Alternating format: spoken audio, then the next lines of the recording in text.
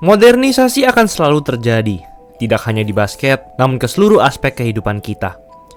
Modernisasi NBA yang gue maksud adalah berubahnya gaya permainan NBA yang lebih menggunakan tembakan 3 angka sekarang. Dulu, pemain berbadan besar hanya berfokus untuk mencetak poin di bawah ring. Namun sekarang, mereka dituntut bisa menembak 3 angka juga.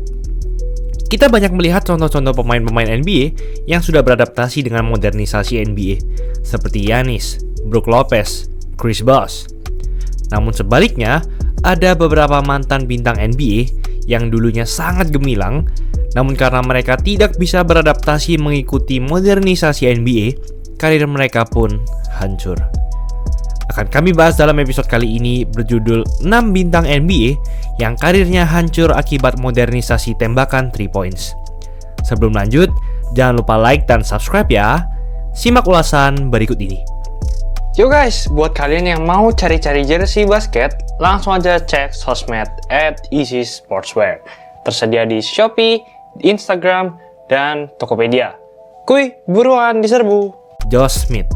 Pemain yang satu ini sempat kami bahas dalam video kami berjudul Alasan Banyak Pemain Bintang Keluar dari NBA. Josh Smith dulunya adalah seorang bintang NBA, baik dalam hal offense maupun defense, di mana ia pernah masuk All-NBA Defensive Team.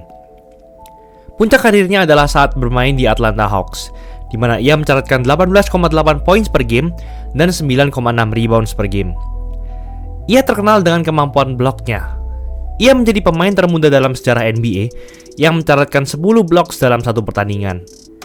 Namun meskipun memiliki badan tinggi dan kekar, kelemahan terbesarnya adalah kemampuannya menembak, termasuk 3 angka. Ketika ia pindah ke Pistons pada 2013, performa dan efisiensinya menurun. Persentase free throw-nya pun sangat buruk sejak tahun 2013 ke atas, tak pernah mencapai 60%, padahal ia bermain di posisi small forward. Hal ini sejalan dengan mulai meledaknya Stephen Curry yang mulai menggunakan tembakan 3 angka. Ia pun berpindah-pindah tim, dan karena tak ada tim yang cocok dengannya, ia pun sempat keluar ke Liga CBA China. Ia sempat kembali lagi pada tahun 2017 ke Pelicans.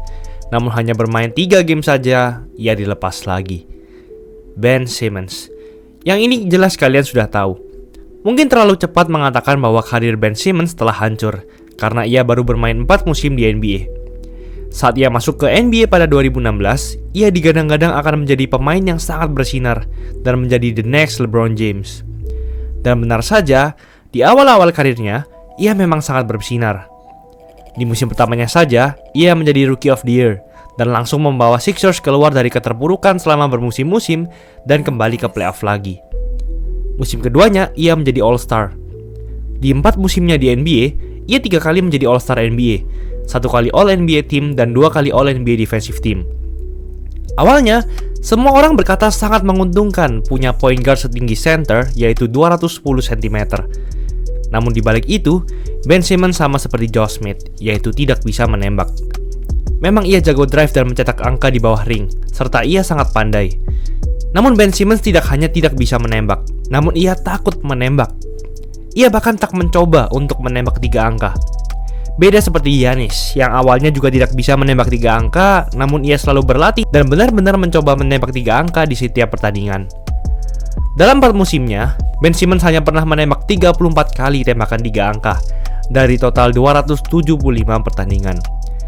Well, 34 itu sudah termasuk tembakan dari setengah lapangan pada detik-detik akhir setiap quarter. Ditambah dengan kelakuannya yang banyak drama, bisa dibilang bahwa saat ini adalah titik terendah dari karir Ben Simmons. John Wall. Memang bisa dikatakan sebagian besar penyebab karir John Wall hancur adalah cedera. Namun tembakan 3 angka juga tak kalah berpengaruh. John Wall sudah ingin keluar dari Rockets sejak awal musim 2021-2022, namun tidak ada tim yang mau mengambilnya. Wajar saja, karena gaya permainannya sudah tidak relevan dengan NBA modern. Di era kejayaannya pada 2014 hingga 2018, memang point guard yang terbaik saat itu adalah point guard yang pandai mengumpan, vision yang baik, bisa mencetak banyak angka. Namun sekarang, hal itu saja tak cukup kalau pemain itu tidak bisa menembak 3 angka. Dan John Wall tidak bisa menembak 3 angka, di mana rata-rata persentase tembakan 3 angka dalam karirnya hanya 32%. Ditambah dengan kontraknya yang sangat besar, tidak ada tim yang mau mengambilnya. Sangat masuk akal bahwa sangat susah John Wall pindah ke tim lain, karena ia tidak bisa menembak, rawan cedera, sekaligus kontraknya terlalu besar. Akhirnya kontraknya pun di buyout dan ia pindah ke Clippers dengan kontrak yang jauh lebih kecil. DeAndre Jordan sempat booming di era Lob City Clippers. Clippers saat itu sangat menarik karena sering masuk highlights NBA akibat alley-oop antara Chris Paul dengan Blake Griffin atau Chris Paul dengan DeAndre Jordan. Dulunya, DeAndre Jordan sangat terkenal dengan kesehatannya yang tak pernah pudar, di mana dari 2011 hingga 2015, ia tak pernah melewatkan satu game NBA pun.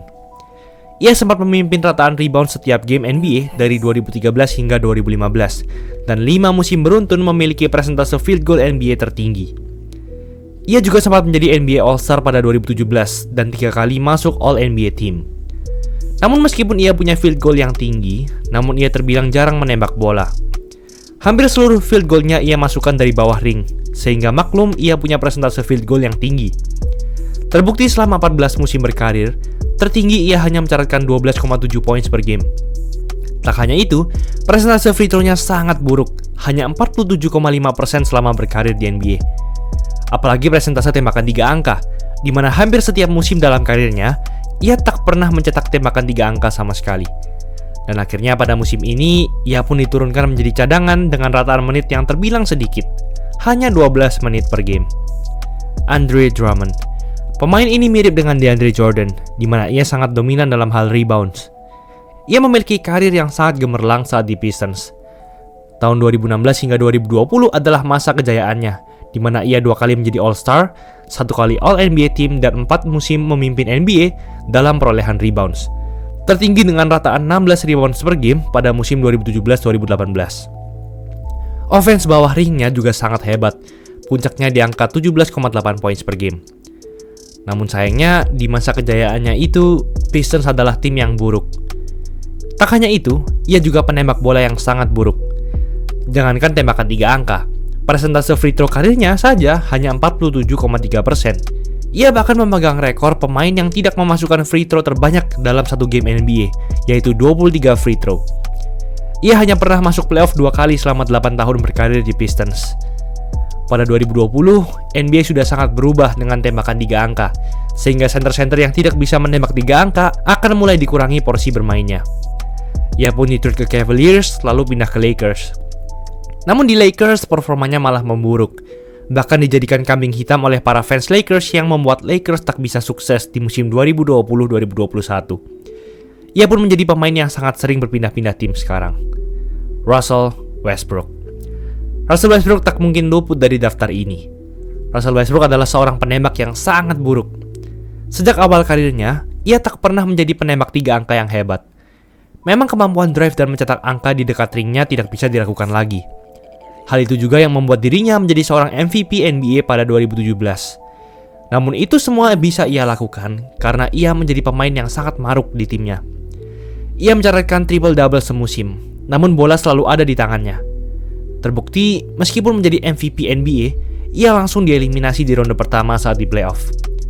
Ketika ia pindah ke Rockets dan Rockets menjalankan strategi small ball, di mana Rockets menggunakan 5 pemain kecil sekaligus di lapangan yang kebanyakan cepat dan bisa menembak 3 angka, Rockets pun tetap tidak bisa sukses.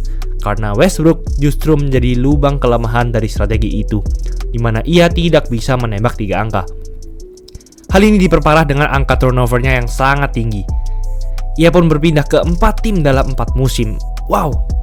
Bayangkan saja, seorang mantan MVP dan superstar NBA bisa berpindah ke 4 tim dalam 4 musim. Bahkan Lakers pun yang sudah punya LeBron tak bisa menutupi kekurangan Westbrook. Dan tim ini pun hancur pada musim 2021-2022 kemarin. Itulah ulasan mengenai episode kali ini. Jangan lupa like, komen, dan subscribe agar channel ini bisa berkembang dan menghasilkan video menarik lainnya.